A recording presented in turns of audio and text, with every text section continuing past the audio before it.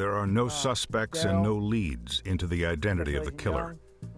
A week later, as Maxwell and other investigators discuss the case, a fellow ranger recalls similarities to another murder 5 months earlier in West University Place, a suburb of Houston.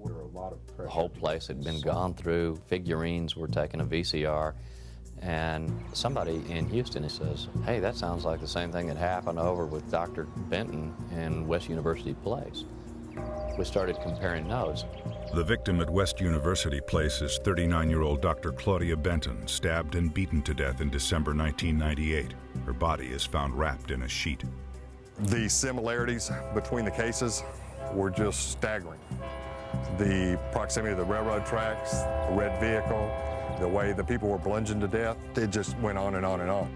They took her car, they took a guitar, they took a food basket, and the big thing was she was killed by blunt force trauma to the head and was sexually assaulted, the same as Karen Cernick. The suspect in the Benton's murder is an illegal alien and convicted felon named Rafael Resendez Ramirez, identified by his fingerprints in Benton's stolen car and her home. DNA samples taken from both victims match, making Resendez the suspect in both murders. His Immigration and Naturalization Service records document a history of deportations and convictions for violent assault, burglary, and trespassing dating back 25 years. Resendez is known to travel extensively by freight trains. When the two cases were compared, we knew there was a lot of arrests by the railroad police. West University Police Department had done some pretty good research and found out that this guy was a train rider. So we knew that wherever the railroad tracks went, this was where he was going. Once he was identified, we knew from the INS file that he had a history of riding the railroads, which led us to believe he was riding the rails in, killing his victims, stealing their vehicle, and dumping the car and going to the next. The Cernick murders fit a pattern that soon will become familiar to investigators. Resendez traveling by train, getting off wherever it stops, and then randomly selecting victims who live nearby. Both of those crime scenes had what I call a double track. It's a place where one train will slow down or stop so that another train can pass. The sidetrack begins just a short distance to the east of the Cernick's residence. A train, which he was riding, stopped on the sidetrack.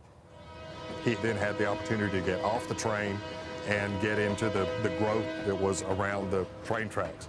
From there, he could peer into their house, and we feel like that's how he entered their residence. Resendez is labeled the railroad killer, and a reward is posted for his capture.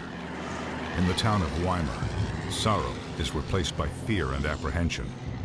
The residents are afraid that the killer will return, even as Police Chief Bill Livingston tries to allay their fears. Taunting the authorities and killing randomly without fear of detection, Resendez seems to be in control. The railroad killer is out there, and his crimes reveal a vicious and violent nature. He's a sexual predatory serial killer. He sexually assaults women in their death. He does blitz-style attacks on them. In other words, he goes in, and he doesn't interact with them. He goes in and he kills them. No guilt, no remorse, no real feeling about the victims. Most of the time when we work homicides, they're individual incidents that are somewhat self-contained. But with Resendez, he was driven by a compulsion to kill.